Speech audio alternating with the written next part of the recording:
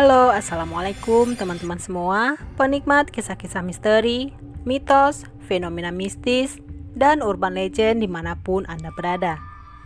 Kembali lagi bersama saya di podcast Fenomena Tanpa Jasad. Kami ucapkan terima kasih banyak buat teman-teman yang sudah bersedia mampir dan berkunjung ke channel ini.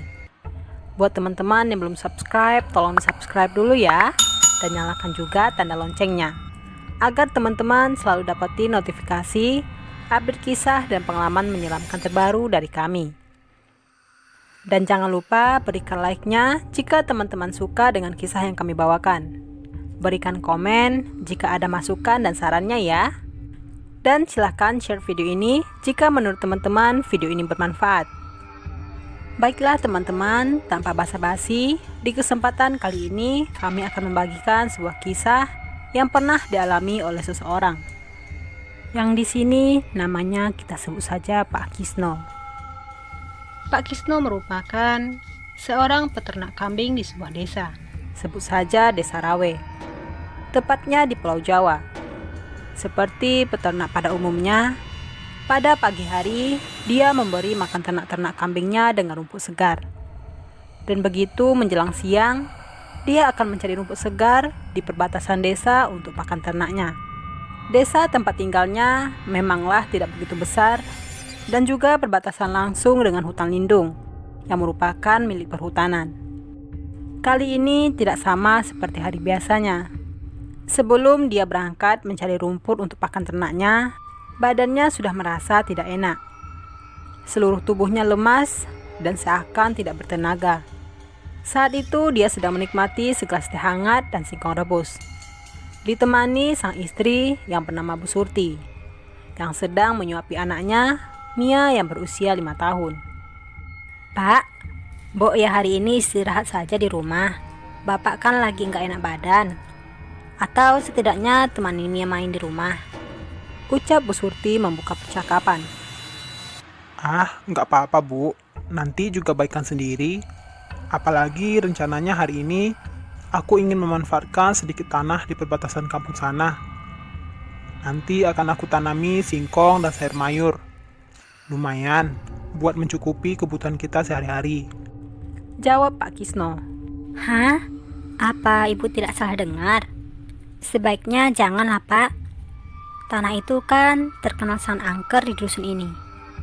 Katanya di tempat itulah tempatnya orang-orang pintar membuang santet dan ilmu hitam di sana.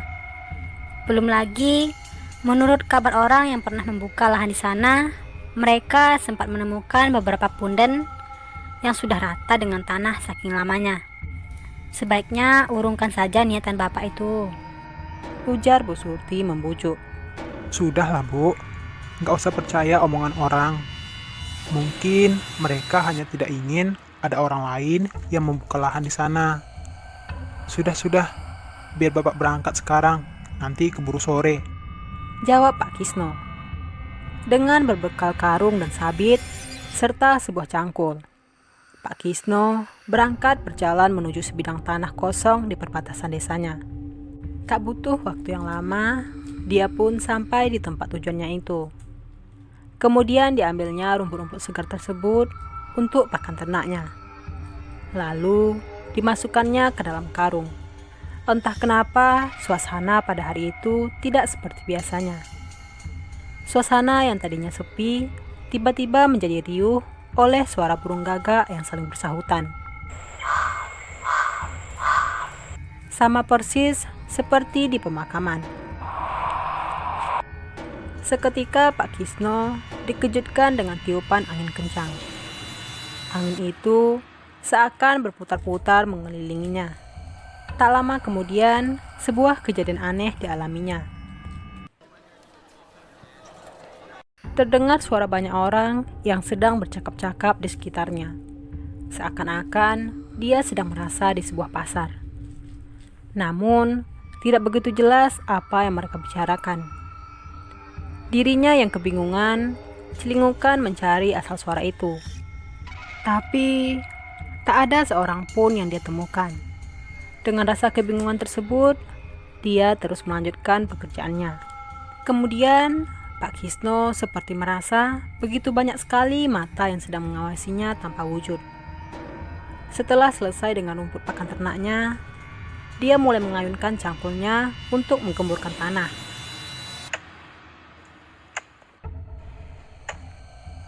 Tiba-tiba, tepat di cangkulan yang ketiga, terdengar teriakan kesakitan. Sontak saja, Pak Kisno langsung melepas cangkul dari tangannya. Cangkulnya seperti menghantam sesuatu dari dalam tanah. Dan ternyata, itu adalah tulang belulang yang mirip dengan tulang manusia. Ketika Pak Kisno melihat tulang belulang itu, dia sangat tercengang dan gemetaran, sambil kembali menutup tulang belulang tersebut dengan tanah. Mengalami kejadian itu, dia tidak jadi meneruskan niatannya.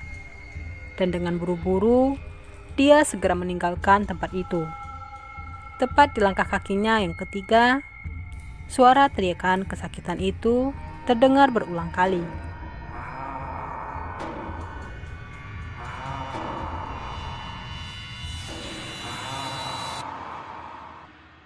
Dengan penasaran, Pak Kisno menoleh ke belakang. Dan alangkah terkejutnya dia, tanah yang telah ditimbunnya tadi tiba-tiba meletup.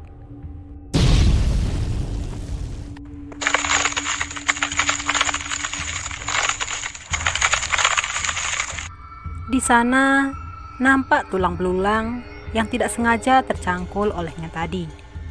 Tulang itu perlahan menyambung satu sama lain. Pak Kisno yang ketakutan segera lari sekencang-kencangnya. Dari kejauhan, sempat terdengar sosok itu yang masih tertawa jelas.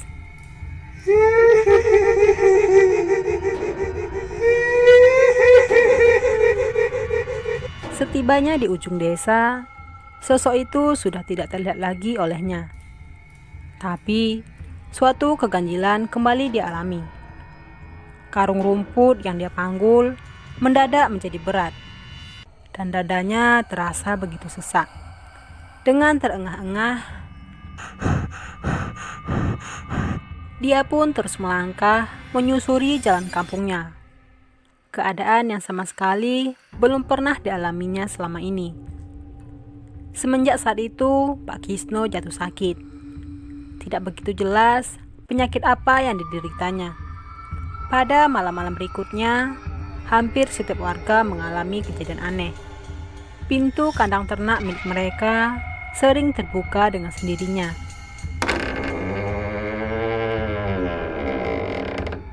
Suara ayam bersahutan, seperti ada hewan buas yang masuk ke dalamnya.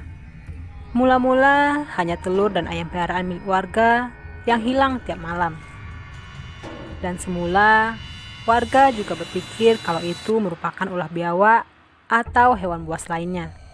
Sampai suatu ketika, warga desa itu kembali dihebohkan dengan matinya hewan ternak besar mereka, seperti kambing, sapi, dan kerbau.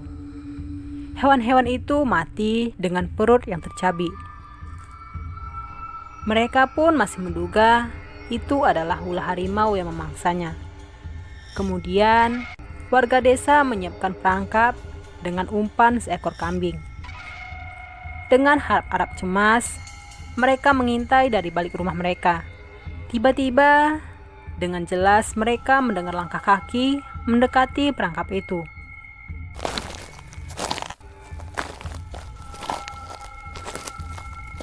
Tak lama kemudian, pintu kandang itu terbuka dengan sendirinya.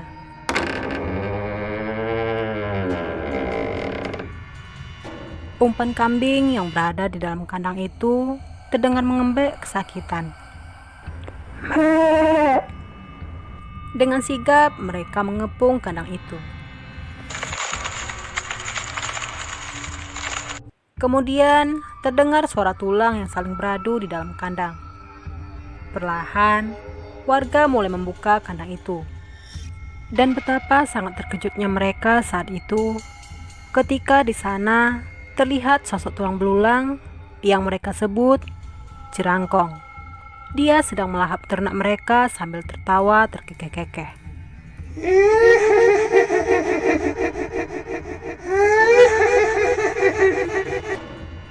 Kini ternak warga telah habis dimangsa oleh makhluk itu. Dan cara mengatasi makhluk tersebut juga belum ditemukan. Sampai suatu malam, di rumah Pak Kisno, burung gagak terdengar bersahutan mengelilingi rumahnya. Suasana yang sama persis seperti saat itu, saat Pak Kisno mengambil rumput segar di tanah kosong perbatasan desanya. Dia yang saat itu terbaring di kamarnya, sayup-sayup mendengar langkah kaki dari ruang tamu.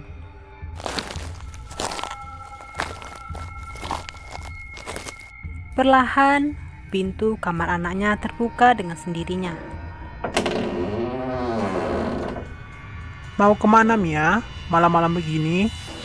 Tanyanya dari dalam kamar. Terdengar lantang jeritan anaknya Mia dari dalam kamar. Sontak saja Pak Kisno dan istrinya langsung menuju ke kamar Mia. Betapa sangat terkejutnya mereka saat mereka menemukan anaknya telah meninggal dengan perut yang sudah terkoyak, sama seperti kondisi hewan yang menjadi santapan makhluk itu. Kepergian anaknya meninggalkan duka yang mendalam bagi mereka. Tepat di malam ketiga setelah kejadian itu, pasangan suami istri itu tengah berbaring di dalam kamarnya sambil berbincang kenangan mereka tentang Mia. Sayup-sayup mereka mendengar suara tangis seorang gadis kecil dari kamar Mia. Dengan kompak, Pak Kisno dan istrinya pun segera menghampirinya. Mia, anakku, kaukah itu nak? Tanya Bu Surti sambil berurai air mata. Perlahan, pintu kamar Mia terbuka. Kemudian dari dalam kamar, keluar sosok Mia yang sedang menangis, sambil memegang perutnya yang terkoyak. Dengan berjalan tertatih, menuju mereka berdua.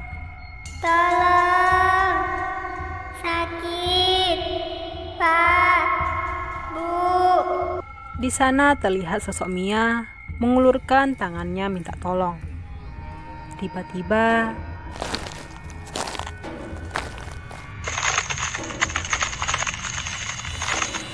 terdengar sebuah langkah kaki dari dalam kamar itu, diiringi dengan suara tulang yang saling beradu. Sosok jerangkong itu keluar dari dalam kamar Mia, kemudian meraih tubuh kecilnya sambil tertawa terkekeh-kekeh.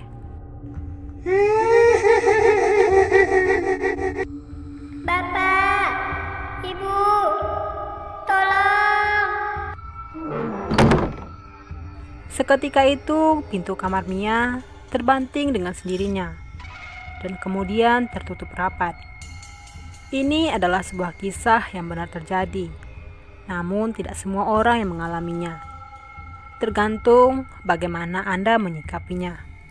Karena bisa jadi dia sedang mengintai Anda, sesosok makhluk dari dunia lain yang mereka sebut dengan jerangkong.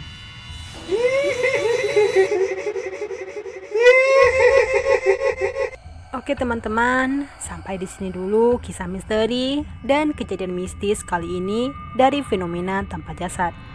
Semoga teman-teman dapat mengambil hikmah dan nilai positif yang terkandung dalam kisah tersebut. Untuk kisah-kisah misteri lainnya, silahkan pantengin terus channel ini ya. Dan jangan lupa untuk tekan tombol subscribe, like, comment, and share-nya, biar kami makin semangat untuk membawakan kisah-kisah berdasarkan urban legend, misteri, kejadian mistis, dan kisah nyata yang benar adanya dari berbagai narasumber. Semoga bermanfaat. Jika teman-teman sedang mendengarkan kisah ini, pastikan lampu menyala dan tidak dalam keadaan sendiri, karena bisa jadi Anda tidak sendiri. Terima kasih, salam keramat, satu nyali tanpa jasad. Wassalamualaikum warahmatullahi wabarakatuh.